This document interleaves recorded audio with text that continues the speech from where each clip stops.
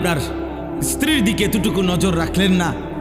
হ্যাঁ, আপনার বিবি আরেক বেড়ার লগে কথা কয়, আমনও আরেক মহিলার লগে কথা বলেন, আমনও টেলিভিশনে নর্তকী দেখেন, আপনার বিবিও টেলিভিশনে অন্য পুরুষ দেখে। বিবির কলিজার ভিতরেও অন্য পুরুষের কল্পনা, আপনার কলিজার ভিতরেও অন্য মহিলার কল্পনা। সুখ আসবে কোত্থেকে? হ্যাঁ, কত দুঃখের কাহিনী শুনবেন এই সমাজের বাস্তবতায়।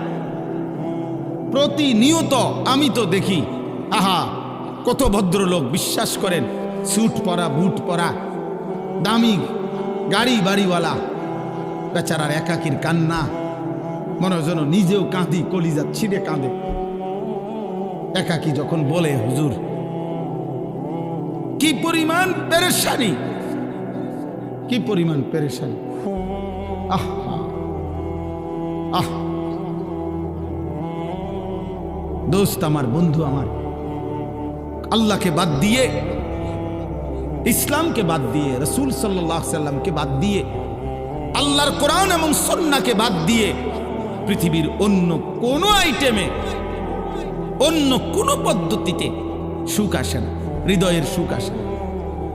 ওইগুলা তো বিল্ডিং দালান, তো সুখের উপকরণ, দেখতে মনে হয় এগুলা চাকচিক্য, কিন্তু সুখ যেটা, আনন্দ, তৃপ্তি, স্বস্তি, এটা তো ইটের মধ্যে না, এটা তো কলিজার মধ্যে।